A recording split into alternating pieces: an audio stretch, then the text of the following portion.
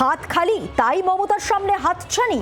মমতা কি মিশে যাচ্ছেন কংগ্রেসে, এই প্রশ্ন গতকাল দুপুরের পর থেকেই বড় হয়ে দাঁড়িয়েছে। তার কারণ সোনিয়া গান্ধীর সঙ্গে যে বৈঠক করেন মমতা বন্দ্যোপাধ্যায়, অভিষেক বন্দ্যোপাধ্যায়, এবং তারপর সেই বৈঠকে রাহুল গান্ধী ছিলেন। এরপর যে প্রস্তাব আসে হাত শিবিরকে আঁকড়ে ধরতে গেলে দুটো অফার আছে, এক তো পদের অফার, আর দুই কংগ্রেসে মিশে যেতে হবে তৃণমূল কংগ্রেসকে। মিশে গেলে কি হবে ইন্ডি জোটের সমীকরণ, এই প্রশ্ন যেমন আসছে তেমনি আরও কটা প্রশ্ন মেনে নেবে সিপিএম। যে সংখ্যা তৃণমূলের তরফে নিশ্চিত করতে চায় কংগ্রেস, তাও কি আদৌ দেওয়া সম্ভব মমতার পক্ষে? মমতা কি করবেন সেটাই তো সব থেকে বড় প্রশ্ন। গতকাল রাহুল গান্ধীর সঙ্গে 1.5 ঘন্টা বৈঠক করেন অভিষেক, এবং অস্তিত্ব রক্ষার তাগিদেই হাত শিবিরে ভিড়তে চাইছেন মমতা, এটা তো স্পষ্ট। আরও একটু বিশদে কথা বলবো, এখন গোটা বিষয়টা ঠিক কোন জায়গায় কোন পর্যায়ে রয়েছে সেটাই বলবেন মৌমিতা চক্রবর্তী। মৌমিতা, সরাসরি কথা বলবো মৌমিতার সঙ্গে। মৌমিতা, দেখো, গোটা বিষয়টা সংখ্যার একটা গোলক ধাঁধায় আটকে রয়েছে, তা নিশ্চিতভাবে বলা যায়। একদিকে এই আলোচনা যখন তুঙ্গে যে মমতা বন্দ্যোপাধ্যায় সোনিয়া গান্ধীর সঙ্গে বৈঠকে কি কথা হয়েছে, সংখ্যার যে গোলক ধাঁধা বলছি, কেন বলছি, কারণ এই মুহূর্তে কংগ্রেস এবং তৃণমূল কংগ্রেস তাদের যে দলের সংবিধান, সেই সংবিধান মোটামুটি একই রকম। যদি সংখ্যার ম্যাজিক দেখা যায়, সংখ্যায় যদি ডেলিগেটসরা 1000-এর বেশি হন, তবে সেক্ষেত্রে নিজের দলকে কংগ্রেসের সঙ্গে মিশিয়ে নিতে পারেন তৃণমূল নেত্রী মমতা বন্দ্যোপাধ্যায়। কিন্তু এক্ষেত্রে বিধানসভা বা সাংসদ যারা রয়েছেন, বিধায়ক এবং সাংসদরা রয়েছেন, তাদের ভূমিকাটাও কিন্তু ইম্পর্টেন্ট। কেন বলছি এই কথা? কারণ ঋতব্রত বন্দ্যোপাধ্যায়দের কাছে এই মুহূর্তে 2/3 সংখ্যাগরিষ্ঠতা রয়েছে। তারা যে 2/3 সংখ্যাগরিষ্ঠতা রেখেছেন বিধায়কদের, সেই জায়গায় দাঁড়িয়ে যদি মমতা বন্দ্যোপাধ্যায়ের সঙ্গে তারা থাকতেন, তবে কংগ্রেসের দুজন মিলিয়ে তাদের সংখ্যাটা যে জায়গায় দাঁড়াতো, সেই জায়গাটা কিন্তু এই মুহূর্তে এখন আর নেই। অন্যদিকে বিরোধী ব্লকে সাংসদদের যে যোগাযোগ, তাদের সই করা, সেই প্রবণতা বাড়ছে। এই মুহূর্তে সব মিলিয়ে অঙ্ক দাঁড়াচ্ছে, মমতা বন্দ্যোপাধ্যায়ের সঙ্গে রয়েছেন সুদীপ বন্দ্যোপাধ্যায়, সৌগত রায়, এরকম কয়েকজন, হাতে গোনা 2-4 জন।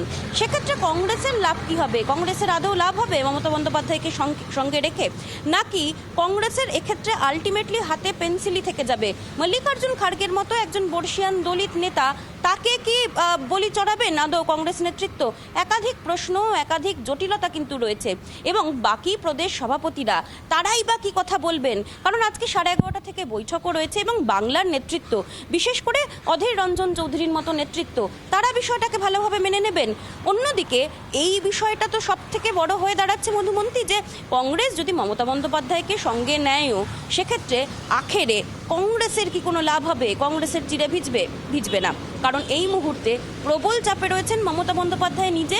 তিনি তার অস্তিত্ব রক্ষার জন্য, আত্মরক্ষার জন্য তিনি কৌশল অ্যাপ্লাই করতে চাইছেন, আর সেই কৌশলে হাত শিবিরের আদৌ লাভ হবে কিনা, তাই কিন্তু তুল্যমূল্য বিচার করা হচ্ছে এই মুহূর্তে। সবটাই সময় বলবে। আপাতত ধন্যবাদ। সরাসরি ছিলেন প্রতিনিধি মৌমিতা চক্রবর্তী। এবার কংগ্রেসের পক্ষ থেকে কি বলা হচ্ছে শুনুন। আমাদের সঙ্গে আছেন কংগ্রেস নেতা অধীর রঞ্জন চৌধুরী। অধীর রঞ্জন চৌধুরী, বাংলার রাজনীতিতে, দেশের রাজনীতিতে অত্যন্ত গুরুত্বপূর্ণ আজকের দিনে, অন্তত যখন কিনা কংগ্রেস আর তৃণমূল কংগ্রেস আবার মিশে যাওয়ার কথা হচ্ছে। বহু বছর আগে 1998 সালে কংগ্রেস ভেঙে তৃণমূল কংগ্রেস গড়েছিলেন মমতা বন্দ্যোপাধ্যায়, আর এবার মমতা বন্দ্যোপাধ্যায় দিল্লি ছুটে এসে সোনিয়া গান্ধীর দ্বারস্থ দলকে কংগ্রেসের সঙ্গে যুক্ত করতে চান, অন্তত সূত্র মারফত তেমনই খবর। অদিতদা, কি বলবেন? কংগ্রেস আর তৃণমূল কংগ্রেস মিশে যেতে চাইছে। দেখুন, এ সম্পর্কে আমার কোনো স্পষ্ট ধারণা নেই। যেমন আপনারা বলছেন, আমি যেমন শুনতে পাচ্ছি, এই আলোচনা তো আমি ছিলাম না, ফলে আমার পক্ষে বলাও সম্ভব না। তবে কংগ্রেস পার্টি যদি কোনো সিদ্ধান্ত নেয়, নিশ্চয়ই সরকারিভাবে সেটা জানাবে। যখন জানাবে তখন আমরা জানব, তখন বলবো। আর নিশ্চয়ই আশা করব যে বাংলার কংগ্রেস কর্মী বলুন, কংগ্রেসের যারা দায়িত্বে আছে তাদেরকে বলুন, সকলকে বিষয়টা জানিয়েই হয়তো কোনো সিদ্ধান্ত হবে। কিন্তু কি আলোচনা হচ্ছে, কেন আলোচনা হচ্ছে জানি না। তবে মমতা ব্যানার্জি আর তার ভাতিজা দৌড়ে দৌড়ে বেড়াচ্ছে, একবার রাহুল গান্ধীর কাছে, একবার সোনিয়া গান্ধীর কাছে, সেটা দেখতে পাচ্ছি। যারা এতদিন আসার প্রয়োজন মনে করেনি, কথা বলার প্রয়োজন মনে করেনি, তাদের আজকে প্রয়োজনটা হয়েছে। তাহলে এটা বোঝা যাচ্ছে যে নিশ্চয় তাদের কোনো প্রয়োজন হয়েছে, যে প্রয়োজনের জন্য তাদেরকে দৌড়ে দৌড়ে আসতে হচ্ছে। অজিত, এখানে একটা সরাসরি প্রশ্ন, বিজেপি বিরোধিতার কতটা তাগিদ আর কতটা ঘর ভাঙার তাগিদ আপনার কি মনে হয়? দেখুন, পার্টি বাঁচানোর ব্যাপার আছে তো বটেই। হেরেছে বলে এসেছে, এর মধ্যে নতুনত্ব কী আছে? না হলে নিশ্চয়ই আসতো না। অধীর রঞ্জন চৌধুরী তিনি বলছেন যে দল বাঁচানোর তাগিদ থেকেই মমতা বন্দ্যোপাধ্যায় এবং অভিষেক বন্দ্যোপাধ্যায়রা সোনিয়া গান্ধীর দ্বারস্থ হয়েছেন। নয়াদিল্লি থেকে ভিডিও জার্নালিস্ট রবির সঙ্গে রাজীব চক্রবর্তী, জি 24 ঘন্টা।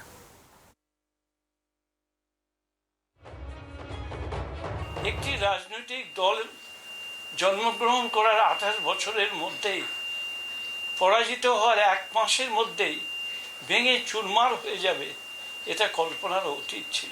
এই দলটি যখন তৈরি হয় আমার স্পষ্ট মনে আছে, আপনারা আর্কাইভ ঘাটলে দেখতে পাবেন, আমি সেদিন প্রদেশ কংগ্রেস দপ্তরে বলেছিলাম, যদি কোনো রাজনৈতিক দল কেবলমাত্র নেগেটিভ পলিটিক্সের উপর ভিত্তি করে আদর্শকে সামনে না রেখে লড়াই করে, তাহলে সেই দলের অস্তিত্ব বেশি দিন স্থায়িত্ব লাভ করতে পারে না। বাংলার আওয়াজ, বাঙালির আবেগ, জি 24 ঘন্টা।